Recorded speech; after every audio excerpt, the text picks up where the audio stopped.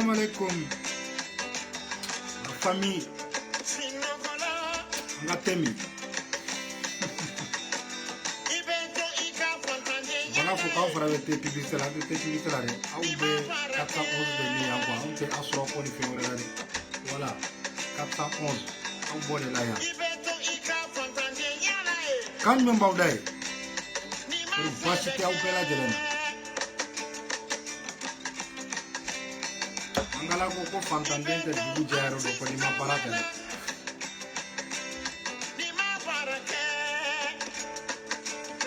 Ay chien de galonte.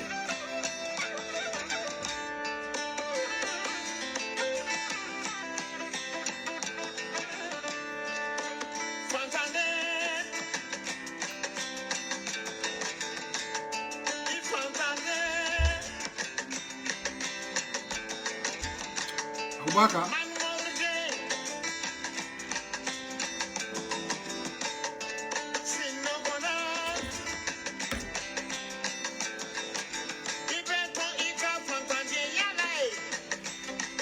Wanga sushi be kartina de karti. Inshallah.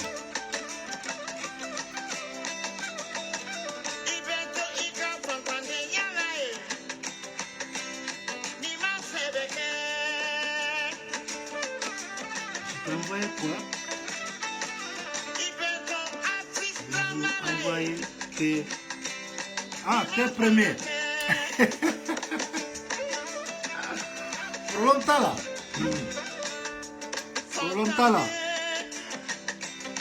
Kassim Samake. Pour boire cité. Awaka.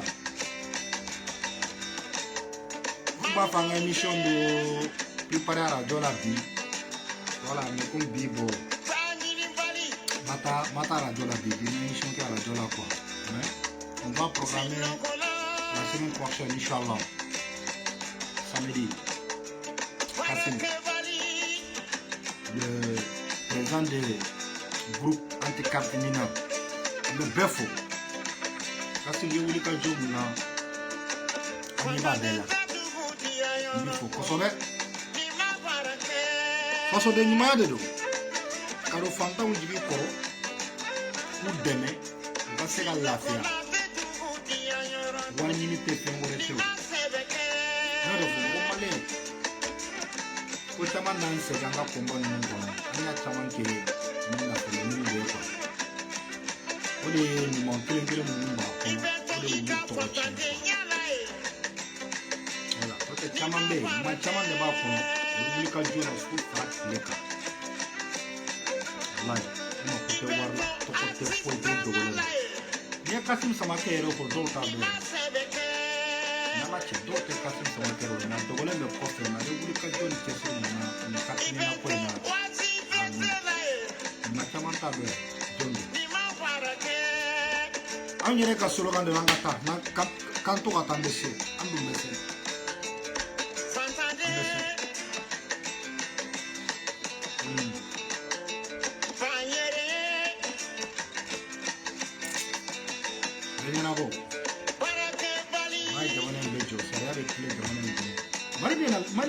Mali dom bena la fio. Ni o watu go temena. Ni ko mali dem ko aka wuli ka fenko. Maraba o nyemo o ye. Ko mo so wacha makacha. Me bi anya nyesu ma chwa mina. O ya fam ya. Salam alaikum la famille anga folini anga tanu anyesilembe awu bela jelema. Obe soro yoro yoro Mali kono ani Mali koka ambe befo ka be wali nyumando. Groupe anti-cartinina jama kulu bela jele munun be francien munun be Italie munun be Allemagne Espagne Afrique centrale kono kana bla fo Mali re konana ambe befo ka be wali nyumando. Fenfe ba chesiri na gulika jola a chefra musoka demse ni ma proba ambe befo foli muni dantala. Malden munu be Mali kono ani malden munu be Mali ko kanga foli be be bi video sigi kan asigi kunde cartinina toujours a kololo mumbe ambe na ni sujet munye bi o don 16e aidara anyaka débat do lame an y'an réfléchi débat in kan kosɛbɛ male fana bɛ kɛlɛ in na bon an ye kumakan an ye analyse mun kɛ a ka kuma ninnu kan walasa n bɛna dɔɔni fɔ o la balimaw a y'a partager an ye Mangala Kamara ala ka hinɛ la ka dayɔrɔ sumaya an ye nin morceau in k'a la ba k'a lamɛn a ko fantankɛ k'ale tɛ dugu diya don ko n'a ma baara kɛ fantanden a tɛ dugu diya don n'a ma baara kɛ nkalon tɛ yan bon an fana tɛna Mali diya don abada n'an ma wuli k'an cɛ de siri n'an ma wuli k'an cɛ siri k'an ka cɛsiri jala kɛ an cɛkisɛ la k'a siri a di minnu bɛ ɲɔgɔn na kuma ma nɔgɔn dɛ a kuma ma nɔgɔn dɛ o de la ne y'o fɔ n ko sisan ka to k'an bɛɛ wuli an bɛɛ la wuli jamakulu ka to ka taa kule boulevard ni fɛn sanfɛ n ko o tɛna Mali jɔ bilen banna pewu mun tora dɔrɔn ta an ka hakɛw u bɛ sɔrɔ cogoya min na an ka se ka wuli k'olu ɲɛɲini an ka ɲɛ sɔrɔ olu la i n'a fɔ an filɛ nin kartini na ko kɛlɛ mun na cogoya min na bɛɛ ka se ka wuli i k'i ka cɛsiri kɛ i k'i ka wuli ka jɔ kɛ nin na kosɛbɛ parce que nin ye bɛɛ ka baara de nin ye bɛɛ ka combat de mon frère a bɛ e kan o a tɛ e kan o bɛɛ ka combat de don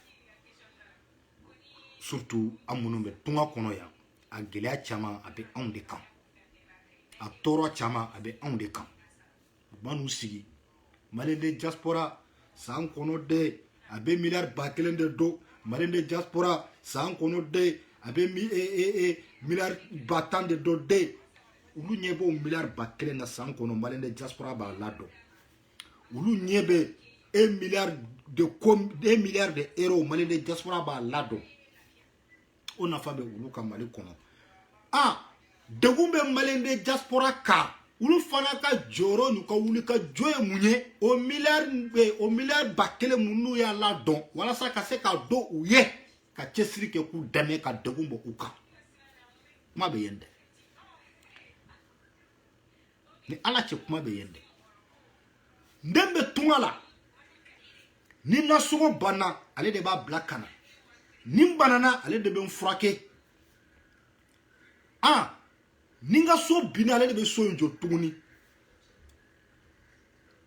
ni ji facture nana ale de b'a sara ni courant facture nana ale de b'a sara ale de ye ne ta ka ne bɔ loyer la ka du jɔ n ye ko n ka don o du kɔnɔ o den mun dalen bɛ tunga la nɛnɛ kɔrɔ degun dɔ b'a ka degun mun a sababu tɛ dɔwɛrɛ ye a bɛ ka nafa kɛ e ye jamana mun kɔnɔ o jamana kelen n'ale yɛrɛ ka jamana de don a ka jɛ a ka hakɛ la o jamana kelen ka degun ta k'a d'a kan e ma se ka miiri e ma se ka wuli ka jɔ kɛ e ma se ka cɛsiri foyi kɛ walasa ka i den in dɛmɛ a ka bɔ o degun kɔnɔ hali bɛ sigilen de don mais i b'i waso la dɔrɔn i ni ala cɛ hinɛ bɛ min nin yɔrɔ in na e ni ala cɛ n bɛ mɔgɔw dɔw kumakanw lamɛn groupe in kɔnɔna na anti kartinina groupe kɔnɔ ne bɛ maaw dɔw ka kumakanw lamɛn n'u y'u da don u ka nina ko la ne yɛrɛ bɛ n sigi de wagati dɔ ɲɛji de bɛ bɔ quoi mɔgɔkɔrɔbaw denmisɛnninw ni dɔw m'a fɔ depuis 2017 ne ye n ta ladon dɔw b'a fɔ 2018 ne ye n ta ladon dɔw b'a fɔ 2020 2019 hali bi olu ma ɲɛ sɔrɔ o la o dɛsɛra ka ɲɛnabɔ n balimaw i bɛ dɔw de kumakan mɛn n ka baara tiɲɛna ka da mun kan n ka sɛbɛn dati banna u ye lasigi i bɛ dɔw de kumakan mɛn rendez-vous bɛ n bolo préfecture la n bɛ taa mais ni n taara n t'a dɔn n bɛ taa mun fɔ ye hali autorisation kelen consulat dɛsɛra k'a di ni mun bɛ taga mun b'a jira k'a fɔ ko n ka passeport k'a bɛ en cours la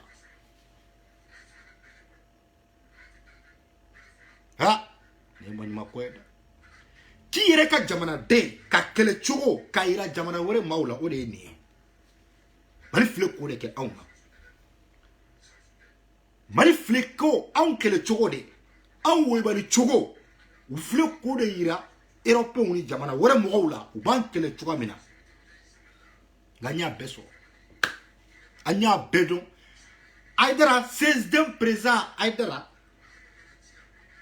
Serifula Tibika ye deba munke ayo kumaka mufo okono kartinina ko a odo na insigi aneko kuma bana sisa janga famu yara ngor janga mali yere nyumo deye ni ko la nyini kamali dawcho ayo mufo ako en 2016 wati muna nous kunye accord doke ka foko mali munumbe koka bo Europe jamana undi mali che kaseka mali ndon nous ye mo mumine akera français akera espagnol akera jamana wure nous ye mali de mumine autorisation kaseka ke ka ko labo u ka dugu kolo ka katana sans laisser passer. Sans laisser passer. Ok, la boaga clé de la 2016. Abdraman Silla, allez de Kounye, ministre des Maliens de l'extérieur. Aboulé Diop, Sénégalais de Doba, Moutanen de Doba, je ne sais pas. Ou de Kounye, ministre des Affaires étrangères. Ah, ou nous, Daladje, au Kumakana, Kotiate.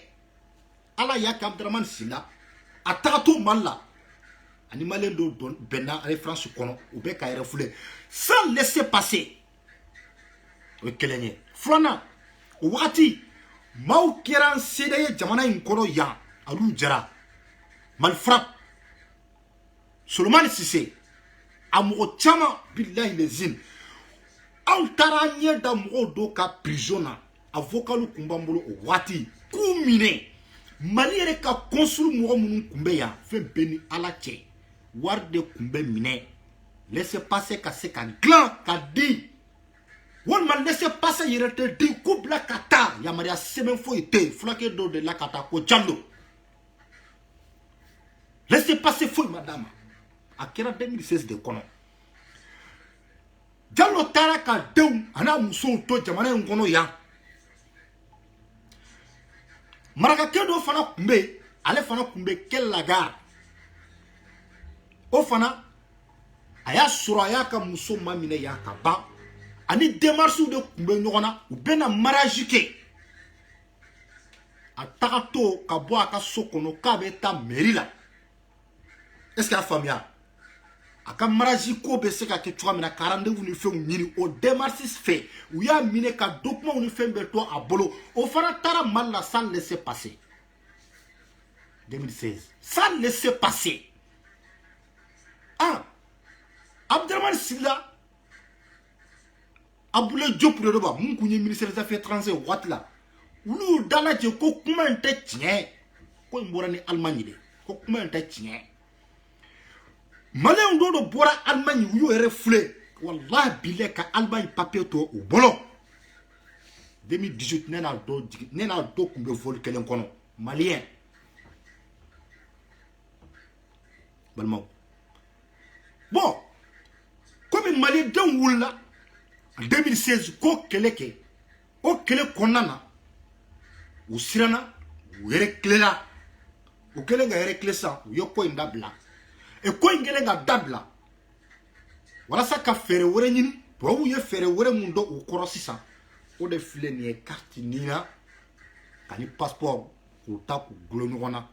Anke le chogo anwe ba chogo de fle ni Mali yere yake ka di to abu man ni to be ka anke le naipi eh Allah anke le chogo de fle comme laissez passer ko o manyana bo ni laissez passer ko manyana bo no kele kera ni nye de sara ka soro ola adra e mun fore bo si sa una ni passeport biométrique o passeport biométrique mun nana sisa ou ya ni carte ni na glunona parce que bado au Mali on be choka mina sebe document kola aneka passeport dati banasa harna soro France nationalité Europe nationalité de bibolo ngana Europe nationalité e ba Europe nationalité ko tala de maintenant soro Europe document bere bibolo ni ka Mali passeport dati banna drota e problème soro yande 600 kona banna e sembora la e be ke clandestin immigré sans joli be ka barake yan ka cotiser ka fɛn bɛɛ kɛ o droit dɔ taatɔ filɛ nin ye Mali l'État ka sɔn ka nin siɲɛ ka nin baara in kɛ malidenw na France kɔnɔ yan a ye mun fɔ a ko nina ani passeport k'u y'o feere de kɛ walasa u bɛ se ka malidenw sɔrɔ cogoya min na notamment kan ka kɛ a ko farafinna yɛrɛ kɔnɔ jamana minnu bɛ CEDEAO kɔnɔ a ye taa ka video lamɛn a ko jamana minnu bɛ CEDEAO kɔnɔ u kun ye laɲini de kɛ ka bɛnkan dɔ kɛ u ni ɲɔgɔn cɛ o bɛnkan ye mun ye carte d'identité biométrique u y'o de kɛ o de la ne la k'a fɔ ko carte d'identité biométrique de bɛ Sénégalais bolo dɔ ye sɔsɔ n ko walahi carte d'identité biométrique bɛ Sénégalais bolo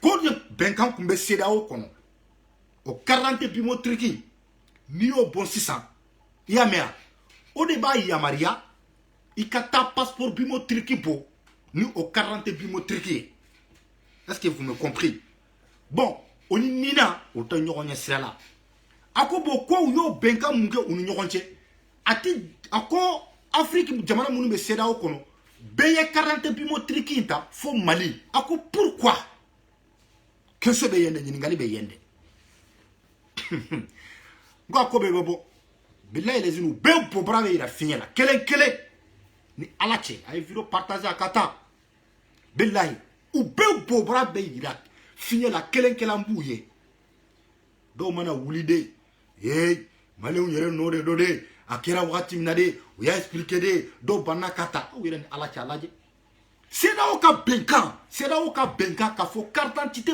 biométrique o de bɛna kɛ jamana bɛɛ ka o de bɔ k'a di ka jamanadenw ma bɛɛ ka identifier o carte d'identité biométrique de b'a yamaruya i ka passeport biométrique sɔrɔ i ka se ka enregistrer dɔw y'a kɛ ten maaw y'an ka carte électeur de ta ka kɛ biométrique ye ka di passeport bolo ɲɔgɔn na ka jamanadenw ta tiɲɛ jamanadenw b'o degun kɔnɔ bi dɔw bɛ kule la ko a expliquera ɲɛ hali si toi sapu kɔnɔ i bɛ dɔw sɔrɔ yen n'u kumana n'u kumana yɛrɛ dusu bɛ bɔ i b'a fɔ de c'est pas la peine ni n bɛ nin yɔrɔ ɲini n bɛ taa muru kɛ a kɔnɔ ni ala cɛ de maliyɛndenw yɛrɛ nɔ de do de u y'a expliqué de a y'a mɛn ko tagalen ɲɛfɛ a bɛna kɛ carte d'identité de a bɛna kɛ nin de tagalen ɲɛfɛ i se ka Mali ka foyi sɔrɔ ni na t'i bolo Haidara kun ye mun fɔ a ko bɛnkan kun ye de k'a fɔ ko CEDEAO ka jamana ninnu kɔnɔ o bɛnkan kun ye de carte d'identité biométrique mais pas le carte nina dɔw y'u ta d'u ka jamanadenw ma carte d'identité biométrique b'u bolo gɛlɛya foyi t'u ka jamanadenw kan u b'u ka passeport sɔrɔ nɔgɔya kɔnɔ n'aw ye carte d'identité biométrique to ye ka carte nina de ta mun y'an ka carte électeur ye ka taa k'u ni passeport ta k'o gulo ɲɔgɔn na bi o kɛra kɔlɔlɔ y'an ka jamanadenw bɛɛ kan bi o kɛra tɔɔrɔ ye jamanadenw kan jamana ɲɛmɔgɔw b'a la o tɛ ka kuma jamanadenw bɛ ka kule su fara tile kan u bɛ kasi la u ka baaraw bɛ ka tiɲɛ u bɛ ka perdre u ka denbayaw la cogoya tɛ yen an bɛ nɛnɛ kɔnɔ dɔw dɛsɛra ka so sara sabu baara tɛ yen kalo joli joli séjour filɛ n bolo a dati banna a perdre dɔ bɛ préfecture la mais n dɛsɛra ka taa ta ka sababu kɛ passeport tɛ n bolo n ka baarakɛyɔrɔ mɔgɔw ye n lasigi k'a fɔ ko n ka séjour dati banna ma autorisé ka baara kɛ fɔlɔ fo n ka taa n ka carte kura de ta carte dalen bɛ préfecture la n tɛ se ka taa ta passeport tɛ n bolo n ka passeport dati banna san 3 san 4 10 ans bɛ n bolo n bɛ n ka baara la wariko tɛ n na n dɛsɛra ka taa ɲɛ da n balimaw kan n dɛsɛra ka taa ɲɛ da n muso kan n dɛsɛra ka taa ɲɛ da n ba kan n dɛsɛra ka taa ɲɛ da n fa kan n dɛsɛra ka taa ɲɛ da n denw kan ka sababu kɛ mun ye passeport dati banna n tɛ se ka taga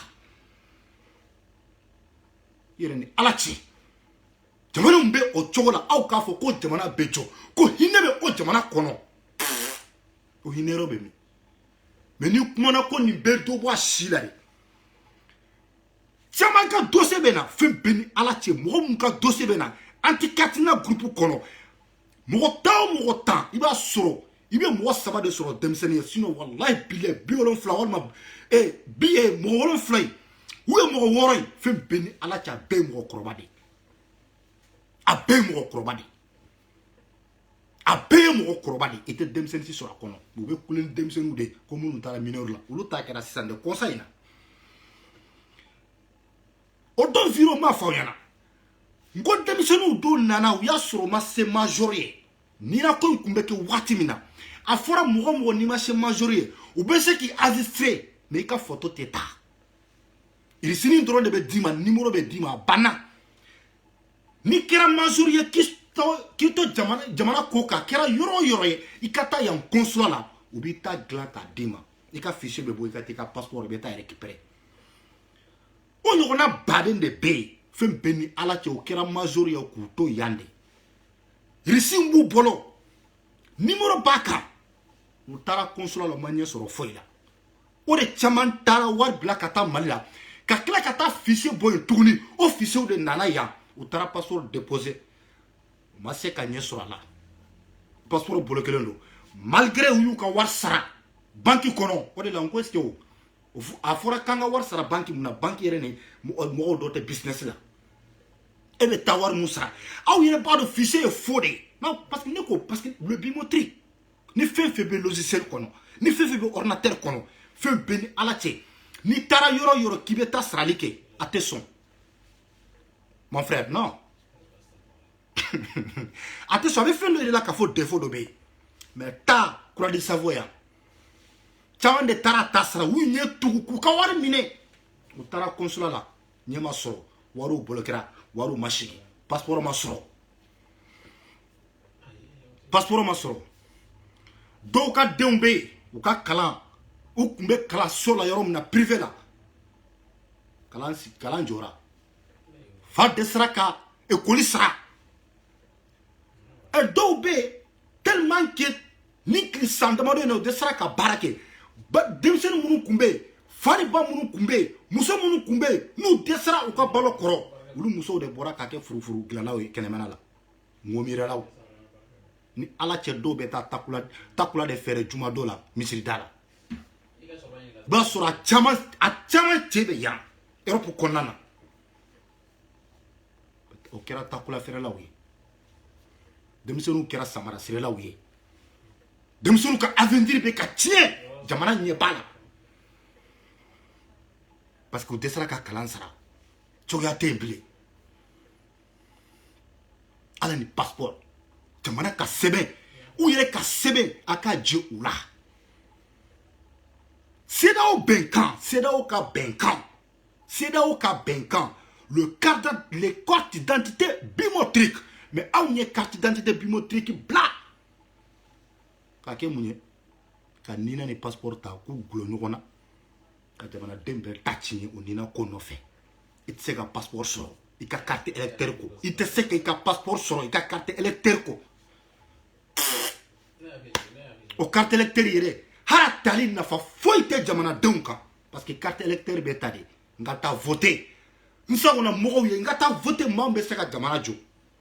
Na kadi malien beye bekata voter 20 millions bekata voter ma kelenyo koni ne ba jo mais non te shi mun kadi uluye o de betasi manion munyen faka tuguni korofina ja mun be logiciel ou ka ordinateur ou ka ye ka ko ingla c'est pas le malien abe européen de Malien tede Malien munumbe roux secrétaire lama ou de do beta dorota ou sigilen bu krefe o de lanko makalu te saka fo nyana bo consulat la ya o de lanko makalu te saka papa de nyana bo consulat la ya ko fen be korofina be européen yu ka mo de wuli kata nye chenu do ka video la mebi bella ya ko mali gele ya ka ba ko français kan fo ko de ka dabla wallahi billahi kuma nye tande doro mete kuma nje ako wandi kan do to ibolo ibo de kran ibo de fo ako billahi les inquiètes se ka bon nola aya exemple de fo fla ako ni dona école la yani ka ale ka kan me folo ibe santanke kumate e kana ka foko ika kan sebe kumate ka diplôme ina kono kumate be na bara mun kala Pardon. Et mouni ou avancer. Ou ka kan ba me. Ako kuma kono tuguni. Ko était arabu la. Kone arabu kebe kurana kala arabu to bebe kasi parce que be kasa be ka mun fo ba korodo ba me. Aundu. Iban chaman de an jolembe. La ilaha illallah. Alhamdulillah. Nan kala ayata almanu kumbe kutowa mun kono akasira bire ay mun fo. Ayata akoni kumbe kasila ma ay mun fo mo shitado. Ala yere yofo. Billahi lezin ala ko. Akon wala sa ka se ka ne don kasira ne. Fa ka ne nyini ka ne don de. Aw te se fa aw fana tsika ne don abada na ma kala akera hara ka kande fo ka ne kala o de kono ka ne don. O de kera on tay. Tubabu de be korofina. Européen de be. Ulu de ba be glan. Ulu de ba beken. Nen la ka viro do ken ko depuis gouvernement ngulla ka fo kubene équipe wuli ka fo kubene nin ko nyarabo nku tese u tese kuma bade do nu ya fo ah biya kalo joli Muktalwani ka kuma info o ministre saba kata sigi ministre des Maliens de l'extérieur ani ministre des affaires étrangères ani ministre de la sécurité ka fara premier ministre ka kata sigi ka eronya na fembeke kalo joli bi équipe jumenana anye équipe jumenye anyera kunana ni mun fana fo ngor ni équipe inana ngo kofla male ngo bla okuna kofla élection natodo o élection préparation ubo kola bamako kono ye fere ke mali konana mo beta asirema ke meyu la chuka mina me mo shima me ka fo ko munu tabe mali kono ni défaut bula ku yo folo de corriger folo dio nyome utara kura udeke no kipo kele nana tuguni pare ka mo nyini mo be se ka azisire chuka mina hari shu be voter 2022 ama hari ban be mo nyina parce que amba fe ka nyemo yata ambe transition konanta fa ka bi ako ka se kanya malde nga tegre fonko ani ambe barake tien kan ça fait deux choses différentes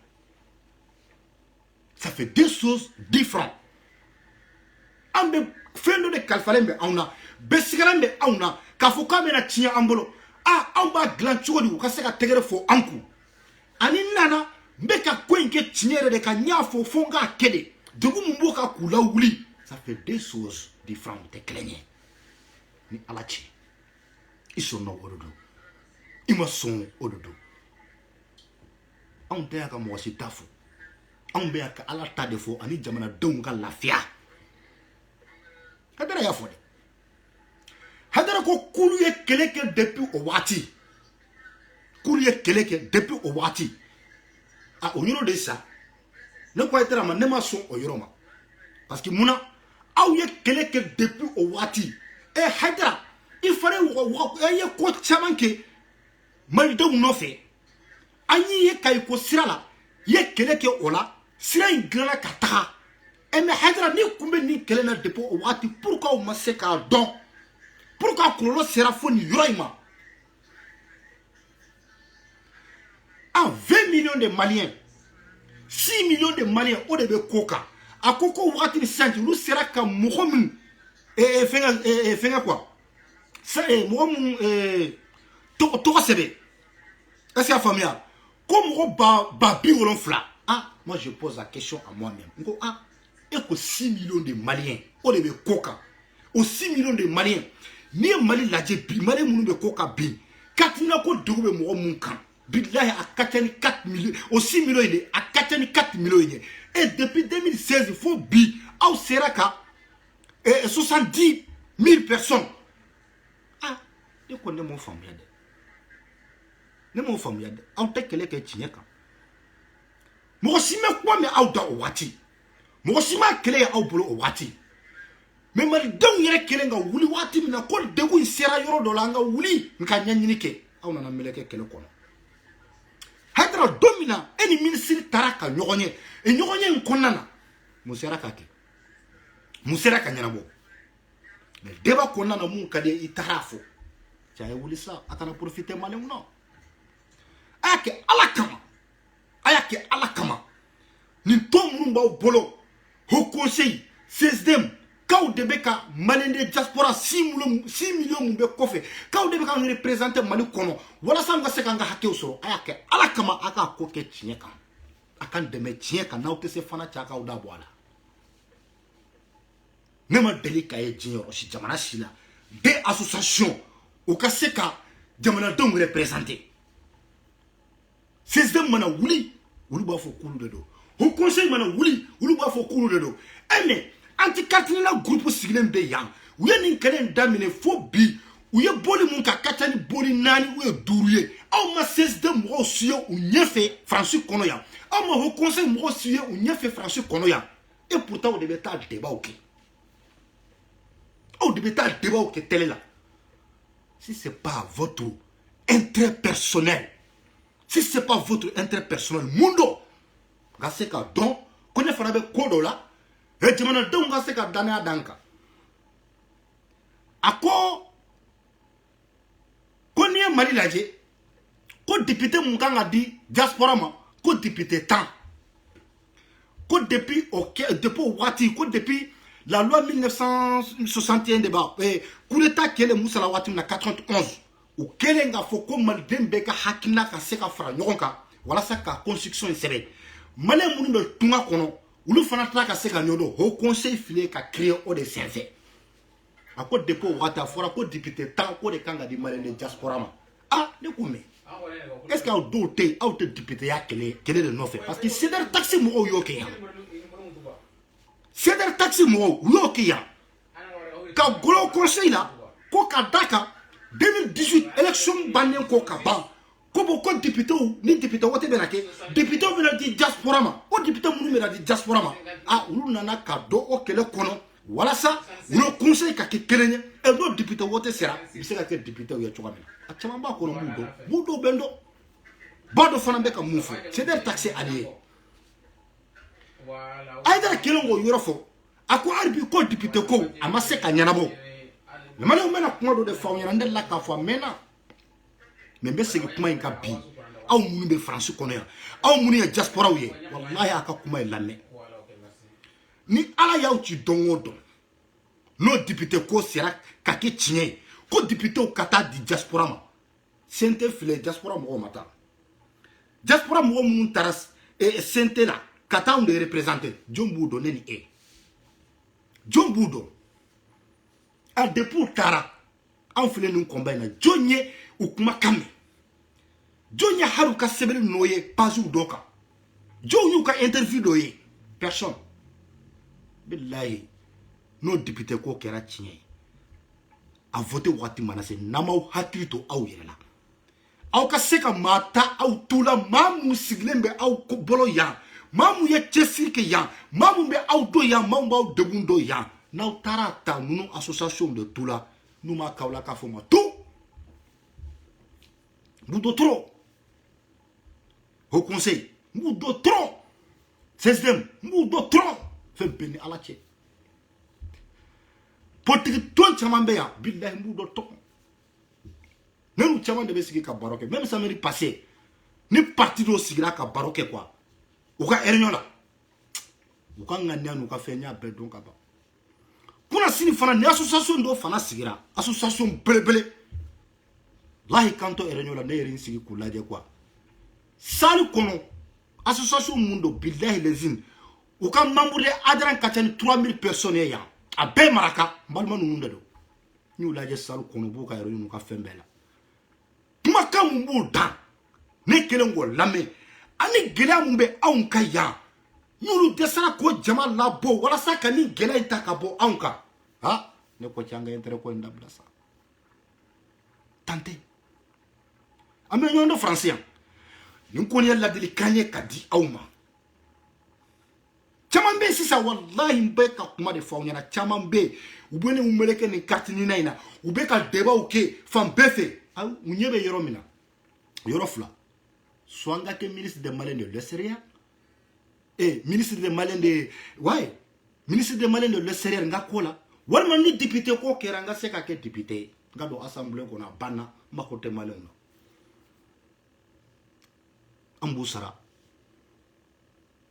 u b'u sago kɛ anw na depuis Mali il y a ministre poste bo ka di Mali munu be koka kulu ka ministre de poste de filene le ministre kelen de ye mun file transition ina 600 nordismo o de la nkonne ko nordismo no billahi les non uni Mali benentere ou kungulare mais depuis donner le gouvernement kono ah ne ko che manu attention barakala de don ha o ministre de don de tien fo ya wallahi ministre nya tien fo ako adon adon akumara association fleur de camp système ani haut conseil ako ko te foi là ku profiter malin de diaspora tola ou te foi là ku profiter malin de diaspora tola projet mumbe di war mumbe di est-ce que la famille mais ku kele cité nous be ou tchesiri wala sa ka malin de diaspora ka se ku ka ko nyabo ako ku kele cité système yero koni ka usani haut conseil yo parce que mana ka chogo système adra koni betisigi abel débat ok fulake fulade do wal masura do ba ale koni betisigi au koni be débat ok anen ka di trop abel débat ok abe pour tout partager en fait mais amana ba débat la droite à banna depuis 2016 faut ça au sera ka mo mi recensé au sera ka mo mi recensement ke mo munye mo ba bi olon fla 6 millions de Maliens ko de be koka bora l'air de dame ba bi olon fla un groupe anti-catinina fana mo wulila même pas à te 6 mois beau billahi ma mon ka dossier bu bola katen ma babina ni alachi ni aye nube ka fo kul ni premier ministre de basigi ka kuma premier ministre mariere leta do kodo be wudu bolo do kodo kiseka ou sentale me fin do kan billahi lezin aka nu minetende ubeta jo vesu kolombula ubeta jo be kungolo kunsini fenge toro lendo akana tege wulade udi ministre de ba négocier et pour ni ministre be ka mu négocier fem beni ala che to ka janfade ube ka tirer négocier ulu ko de kaka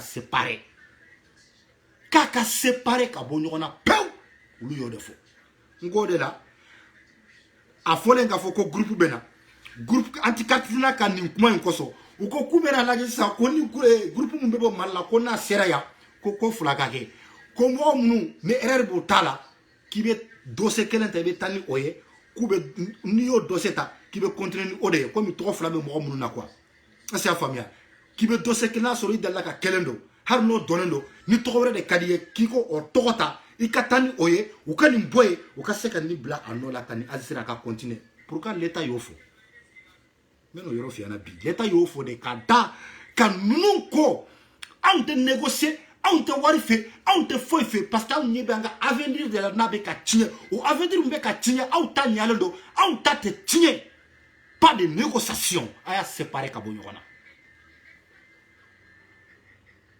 aya séparer ka bonyona na soro mali l'état be on fait na soro mali l'état ba fait quand demain est-ce que la famille hajra fle ka mun fo débat la odon ah depuis wati ku mena tien depuis 6 ni gouvernement kanga fo ah ko be lagira anya soro France et c'est là au jamana au kono a fora de carte d'identité biométrique de kabo ka di bema mais pas le carte nina ni passeport quoi passeport que biométrique kani carte na glonyona ote non la ñu séparer ñu bonyona mais mal dembe be na carte d'identité biométrique ta c'est ça nous yo fo drota ñu kuma la menu kuma famia to be corriger to kamina fere be nyino la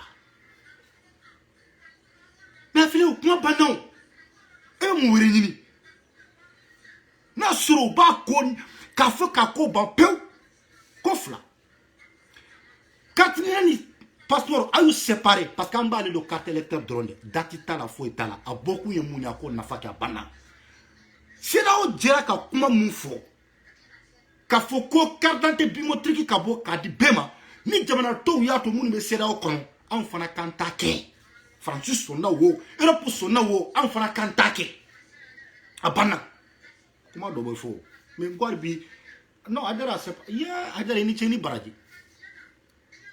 ini baraji ala kanto nyokonye awani farra kele kade ambe nyokona de anu be nyokona 600 mene anya kundo akunye munye akunde ka foko mane munu be ko ka nu ba fe ku reflet nous mas laisser passer Canada nous imene trota ku kare avion kono kifli kataka sans laisser passer ni mal den wula ko kele ke 600 wala la una na ni fere y'a mɛn o de la u nana ni nin ye quoi maliyɛnw an ka faamuyali kɛ hali bi aw minnu bɛ yan a ye wuli aw minnu bɛ yan a y'aw cɛsiri aw minnu bɛ yan aw kana da ka sunɔgɔ siya o siya bɛ yan nin ko in i k'a ta k'a da i ko la komi den a b'i ko la cogoya min na k'a bamu i kɛ cɛsiri a la k'a k'i ka wuli ka jɔ ye k'a k'i ka baara ye bilahi aw k'o dabila tɔ tɛ u k'an bɛ fili ka taa kaso la an bɛ ka taa si kɛ kaso la mɛ an taara an si kɛ kaso la an ka hakɛ de nɔfɛ wallahi bilahi an ma taa kaso la nkalon nɔfɛ mɔgɔ minnu b'a fɔ consulat ka jeni n bɛna kuma dɔ de fɔ aw ɲɛna aw y'o yɔrɔ bila consulat jɔyɔrɔ foyi tɛ nin na consulat bɛ komi kulusiba mugu maa minnu bɛ consulat kɔnɔ kulusiba mugu bɛ cogoya min na de ni fɛn y'a talo ka taa yɔrɔ min na yen de don aw ni consulat mɔgɔw tɛ ɲɔgɔn na aw ni mɔgɔ minnu bɛ ɲɔgɔn na ordre ka bɔ kɔfɛ dɔrɔn ta maa min bɛ consulat kɔnɔ k'a bɛ vider ka bɔ yen anw yɛrɛ bɛ ɲɔgɔn dɔn yan n ye dalila k'o de fɔ n ka n ka denmisɛnnin minnu bɛ bɔ mali kɔnɔ n'u nana u bɛna kalan kɛ yan n ko a caman de bɛ yen u bɛ kalan kɛ yan u kunkolo falen don a caman dalen bɛ faye kɔnɔ a caman dalen bɛ yiriw kɔnɔ u bɛ restaurant baaraw u bɛ nettoyage ni fɛn wɛrɛ la mais minnu bɛ consulat kɔnɔ u yɛrɛ u denw minnu wolola yan u tɛ foyi ɲɛdɔn o ko la u bɛ k'olu de ta k'olu bila yen n'o tɛ minnu bɔra mali la bilahi ko kana fɛn ɲini yan a y'a ka kalan kɛ yan a ye tora mun ye a ka kalan kɔnɔ i k'o ta k'o bila consulat in kɔnɔ wallahi bilahi a bɛ hinɛ na a b'an ka kow ɲɛnabɔ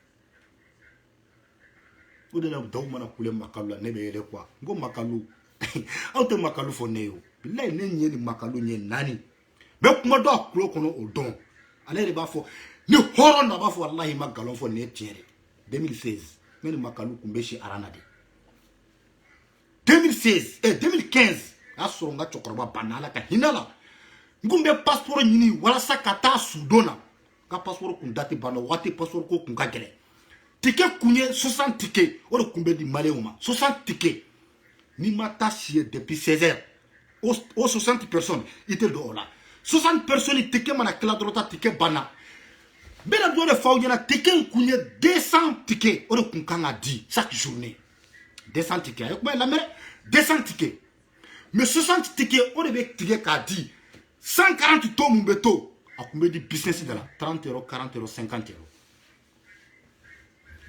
30 euros 40 euros 50 euros makalu ne ni makalu ta wallahi billahi o dɔn muso denw olu de kun b'a bolo mobili kɔnɔ fɛn bɛɛ ni ala cɛ an sira lakɛ la passeport nɔfɛ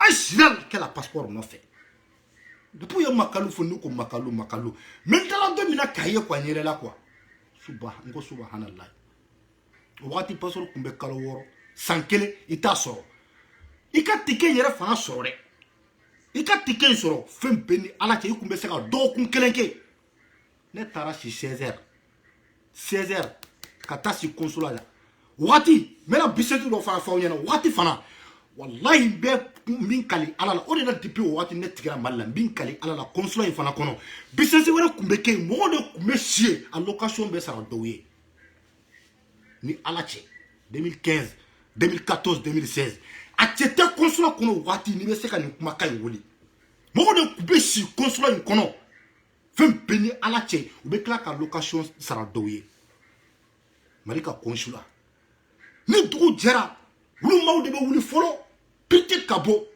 mɔgɔ tan ni kɔ ni sira ye waati ni kuma se i t'a dɔn u bɛ soli ka wuli ka taa baarakɛyɔrɔ la kalo mana sa o fana wari de bɛ sara dɔw ye jamana ka administration jamana ka baara yɔrɔ o de kɛra fɛngɛ loisir hali n'u kun taara siya kɔnɔ an b'a fɔ u ka faso ka so de don u taara siya kɔnɔ fu o kɔnɔ tɛ problème ye mais i bɛ taa siya kɔnɔ de 90 euros 100 euros 150 euros i b'a sara u ye de o cɛ tɛ mun bɛ se ka kuma wuli parce que tile kelen dɔ de ko k'ale tɛ si yen gansan ko ni mɔgɔw ko ko ale ka bɔ ka sɔrɔ ale ka bɔ waati ma se bɛnkan ye ale ka bɔnkan bɛnkan ye mun ye k'ale ko de ale bɛna si yen mais ale bɛ taa baara daminɛ fɔ 9 heures de ni 7 heures ma se k'ale tɛ wuli anw jɔlen anw dabaliya banna anw ko était beau, à quoi qu'elle était beau parce qu'elle est qu'elle m'a secoué, puis qu'elle est toro parce qu'elle est basrade. Eh, ne ko subhanallah. Kasra, qu'elle est basrade. Qu'elle est basrade. N'allez pas qu'à voir sarabishi. Wallahi, matalaw de kumbe. Ni tuku djera yoro. Mangasado, i doto daina de. Dawrete ko fait la banque, banque assurance banque nous fleurom na. Dawrete de. O da krefe de.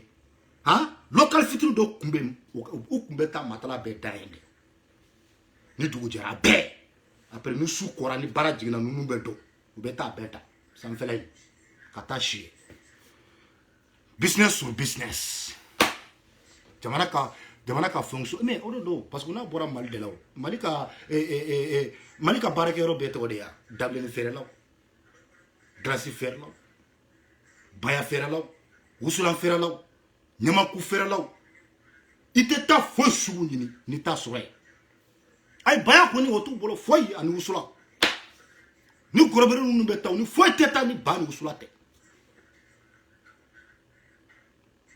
O jamana beta nyete. Benye bola. Banko, on a degu mbanka passeport kartinina ya séparé. Sedao ye moufo. Sedao ye kumaka moufo. 2016 ni aidara yafo o don. Malika dladje kato dossier ni ka sege. Carte d'identité biométrique o kanini ka di malieuma. Passeport ni kartinina o ka séparé ka bonyona. Explication foite. Est-ce qu'il y a famille? Explication foite. On va faire comme un clou la droite. Carte d'identité biométrique, on va son oma. Mais passeport biométrique qui canne et faire des goulons, nina des goulons en todo, on va nina de féminin. Seulement le carte électeur à Bana. Mumba fait kata, ataï kata voter. Munta fait kata, kanata. Il va voter joint. Kanata, mais il sépare ka bonyorona. Anta fait bi, anta fait sini. Parce qu'il y a un taureau à qui a de gougné encore. Non, ma cambia. Nous devons faire une stratégie. On t'a fait un consulat gêné. On t'a fait un bâtide. Mais quelle stratégie? On a t'adoré. Wallahi, non, ma sabali. Non, ma sabali, quand nous cognons la bo. Fembini, ala qui banda ou nimani sigia, en asim. Tableau là, il a un gars négocié qu'à faire tout. Odumbe kefana. Odumbe kefana. Soit à sabali.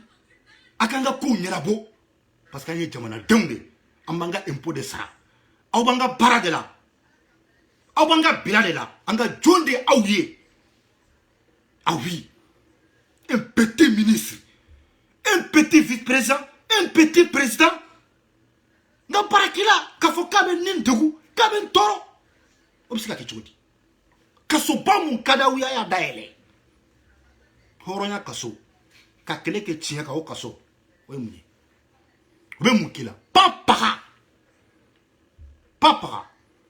Aba you séparé. Ayu séparé, ayu bonyona. O de kadanyamba fait quoi de mai. Gouvernement harisigi me folo. Ou bien un changement que si ça ministre ou dollar. Angata dro. Yo de fo. Nganjigi akana aya jigo bo munu be mali kono aya jigo bo luka de. Munu sigile me mali kono aya jigo bo luka. Parce que lui te na o deme. Aw munun be ya aw yire de kanga aw chesli kaka wuli ka joka aw ka se ka yire deme aka boni dego in kono no te munun be mali kono nu vun sona bibe billahi ba aw deme na aw deme li tele aw deme li kotu kono aw ka deme le munye ka forfait chuma o ka du yede go ka video direct ou ke o ka du yede mais ku yire de ka unindi ayi maintenant be uluka aw munu be kokaya wallahi be se ka ulika jona ka tesiri beke pour soutenir jusqu'au bout aw nim fana be to ala fana o de kunye kuma ye bi wala samale waka fam ya ka be fle ko 2016 ni na ni passeport kun to nyogona seda o ka benkan kundo carte d'identité biométrique o de ka di seda o jamana deumbema est-ce que fam ya o de batu passeport biométrique so be Mali benkan mun kumbe ani Europe che ni Mali dendo minana ni Europe ye na folo chamanta ka di Mali ma ko an fli kata Mali kono laissez passer te di saria dum fana kono ni ye jamana dendo mineka jamana ka ite se ka labo folo fikata ka consulat de la ka ɲini ka dɔn consulat de bɛ ordre di ka so ka laisser passer de o tun b'a fɛ k'o de bɔ ye laisser passer ko t'o la ala y'a kɛ o kɛlɛ kɛra u siranna malidenw ye o yɛrɛ tilela u y'a k'o dabila wa sisan tubabuw nana ni fɛɛrɛ wɛrɛ ye i y'a mɛn wa o fɛɛrɛ de ye sisan nina ani passeport k'u gulon ɲɔgɔn na n'o fana gulonla ɲɔgɔn na sisan an tagali o bɛ nɔgɔya u bolo n'i ka passeport 5 ans de don n'a date banna dɔrɔn ta e tɛ k'i ka carte ye e tɛ se ka renouveler n'i tɛ se k'i ka carte renouveler baara tiɲɛna baara mana tiɲɛ fɛn wɛrɛ t'i bolo soit i ka kɛ kɔlɔsiyari ye soit i k'i yɛrɛ ta a bɛɛ filɛ awa e ye cotisation fɛn fɛn kɛ yan e ye baara fɛn fɛn kɛ yan a bɛɛ kɛra e bolo fu ye wala a bɛɛ filɛ salam alaikum n ka foli ani n ka tanu a ɲɛsilen bɛ aw bɛɛ ma aw fɛn fɛn tun bɛ pasi kan k'aw fo k'aw wale ɲuman don aw minnu y'a partager hali bi a y'a partager k'aw fana fo k'aw wale ɲuman don aw minnu y'a commenter k'aw fana bɛɛ lajɛlen fo hali bi a ye continuer ka commenter an ka foli bɛ aw bɛɛ ye la combat continue la lutte continue an bɛ ɲɔgɔn na ni ala na kɛra sɔnna ma an bɛ ala deli su fara tile kan nin ko in degun a k'a ta ka bɔ an bɛɛ lajɛlen kan an bɛɛ bɛ se ka lafiya cogoya min na maliden bɛɛ bɛ se k'a ka passeport sɔrɔ ko kan i bɛ t'i ka carte séjour ta cogoya min na k'i ka baara kɛ komi kɔrɔlen k'i ka fɛn bɛɛ kɛ i bɛ mun kɛ ka taa so walasa i ka segin k'o kɛ tuguni o de kun ye bi video ye ka bɛɛ fo ka bɛɛ waleɲuman dɔn aw salam alaikum one love